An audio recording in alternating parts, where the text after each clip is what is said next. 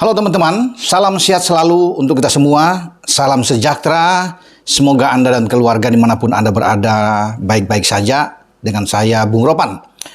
Dan kabar terakhir memang mungkin teman-teman sudah tahu bahwa kita berkurang satu pemain lagi. Kemarin STY sudah mengumumkan ya, artinya memanggil 25 pemain dari rencana 26 tadinya. 25 pemain itu termasuk dengan Jordi Amat. Ini back tengah kita, center back kita yang paling diandalkan dan tidak pernah absen di dalam FIFA Matchday melawan tim manapun, mulai dengan Curaçao, ya, Burundi, kita bermain melawan dengan Argentina, ada Palestina, terakhir ada Turkmenistan ya kemarin. Namun kali ini Jordi Amat, back berusia 31 tahun yang saat ini bermain untuk Liga Super Malaysia dengan klubnya Johor Darul Taksim, JDT. Akhirnya itu dicoret, dia tidak dimasukkan, walaupun sudah diumumkan 25 pemain kemarin itu ada nama Jordi Amat, tapi sekarang karena kondisi dia ya dilihat memang dia butuh untuk recovery, untuk pemulihan karena Selasa lalu dia ikut memperkuat JDT ya, Johor Darul Taksim ini di Liga Champions Asia dan bertandang ke markas lawan itu yang dihadapi adalah Batum United dan mereka menang Johor di kandang lawan dengan telak 4-2 atau 2-4. Ya, tapi harus ada pengorbanan di sini karena back andalan dari JDT yang juga bermain di tim nasional yang dipanggil itu untuk menghadapi Brunei Darussalam dalam fase pertama babak pra-Piala pada 12 Oktober yang akan datang itu mengalami cedera. Jadi sejak menit 38 masih di babak pertama melawan Batum United di Thailand ini dia sudah meringis kesakitan sebenarnya. Ya, ada masalah. Tapi dia masih bisa menyelesaikan pertandingan sampai babak pertama selesai ya di Liga Champions Asia. Nah di babak kedua tidak dipaksakan ya oleh pelatih mereka sehingga dia ditarik keluar. Feroz yang masuk Baharudin ya menggantikan posisi dari Jordi Amat. Nah ketika nama dia memang dipanggil, saya sudah merasa ketika ada kabar bahwa Jordi ini bermasalah, mungkin saja dia tidak akan tampil bugar ya, tidak akan, mungkin kalau dipaksakan tampil akan berisiko juga di dalam karir dia ke depan. Lebih baik mungkin dia diistirahatkan, ya, tidak dipaksakan untuk bermain bersama dengan tim Indonesia, ya, karena kita akan berhadapan dengan Brunei, masih ada banyak back-back yang bagus memang. Namun kehadiran Jordi ini sangat penting. Bahkan menurut saya dia layak untuk bisa menjadi kapten, ya, diberikan band kapten oleh STY. Dia menjadi pemimpin yang sangat baik. Pengalaman dia, jam terbang sudah tidak bisa diragukan lagi dengan Jordi Amat. Sudah bermain di La Liga. Sampai terakhir dia bermain di Eupen di Belgia sebelum dia ke JDT. Dan kita lihat cara dia bermain. Bagus sekali. Saat melawan Argentina pun, tim juara dunia ini agak sulit.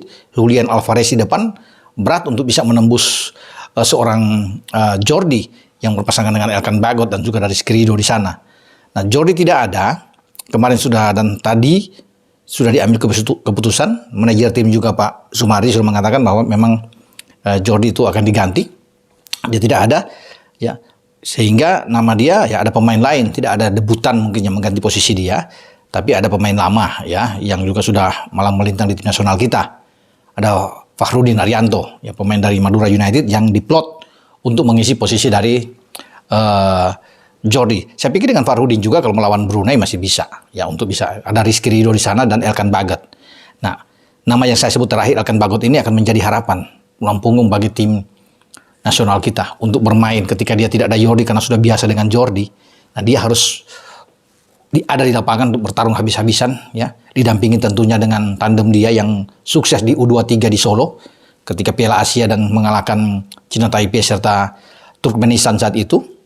Dan saya ikut menyaksikan di Solo di mana Elkan bermain sangat baik sekali, sangat rapi dengan Rizky Ridho yang menjadi kapten ke-11 dan mereka berdua pasti akan dimainkan lagi oleh STY saat menghadapi Brunei Darussalam.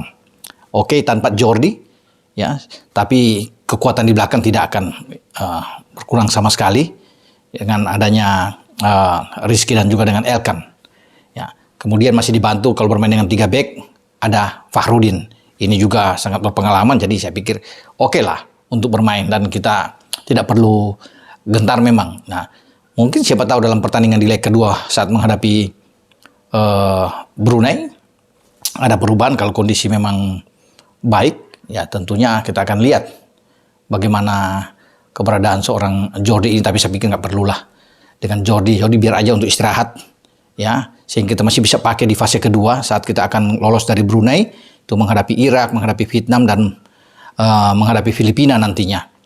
Ya, kita dengan Elkan dan Rizky kuat di belakang. Kalau bermain dengan 3 back Fakhrudin oke ya, kita masih punya Sandy Walsh yang ketika melawan Turkmenistan juga dipakai oleh STY untuk bermain lebih ke dalam saat itu, karena ada Dewa, ada Jordi dan Sandy bisa bermain sebagai pemain yang dengan 3 back ya. Jadi banyak opsi, banyak alternatif yang akan dimainkan oleh seorang STY tanpa kehadiran Jordi, karena di sayap kita itu bahkan kita kuat. Selain ada Sandy ya pasti ada kapten kita, ada Asnawi di sana, di kiri juga ada Sain Patinama dan juga ada Pratama Arhan, masih ada Edo juga yang masih bisa bermain, jadi banyak. Nah di back tengah saya pikir cukup ya untuk bisa bermain dengan adanya Fakhrudin. Tapi memang sangat disayangkan ya ketidakhadiran dari Jordi ini, karena juga banyak juga penggemar sepak bola ingin melihat cara bermain Jordi tenang di belakang. Wah, oke sekali ketika ada bola-bola set piece, bola-bola mati cepat akan ke depan ya untuk bisa membantu serangan, apalagi dari bola-bola set piece ya, karena dia diandalkan untuk bola-bola atas sundulan kepala dia. Tapi sekarang Jordi harus harus menepi memang di sini, dan sudah ada 2 pemain abroad ya, yang tadinya kita anggap 10 akan hadir sudah siap ya, kemudian berkurang jadi 9 karena sebelumnya kan Ivar Janner, pemain dari Utrecht yang mengalami masalah, tidak bugar sehingga tidak diambil, tidak dipakai oleh STY. Diberikan kesempatan juga bagi Ivar untuk pemulihan ya, karena ini dibutuhkan juga bagi Ivar, sehingga hanya ada 9 abroad. Nah sekarang dengan Jordi dicoret tinggal 8 yang akan ada, yang bermain di luar Indonesia tentunya. Jadi masih tersisa Elkan, kemudian Sandy, Sain, Marcelino. Nah Marcelino juga ini kan masih cedera, masih dalam pemulihan penyembuhan. Kita tidak tahu nanti ke depan, tapi namanya masih masuk. Sampai saat ini masih memang ada. Ya mungkin bisa aja dia datang, dia bermain dan tidak akan dipaksakan, bisa aja bermain dengan 1 babak saja, tidak ada masalah bagi tim kita menghadapi Brunei.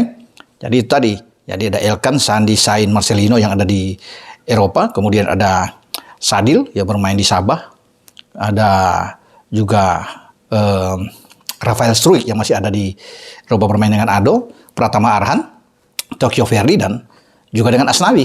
Jadi ada 8. Asnawi yang bermain di Jeonnam Dragons yang masih bisa diandalkan oleh STY dalam pertandingan menghadapi Brunei Darussalam. Tapi pemain-pemain lokal juga bagus yang banyak dipanggil ya, terutama di tengah kita lihat masih ada Mark Locke, ada Rahmat, ada Ricky ya.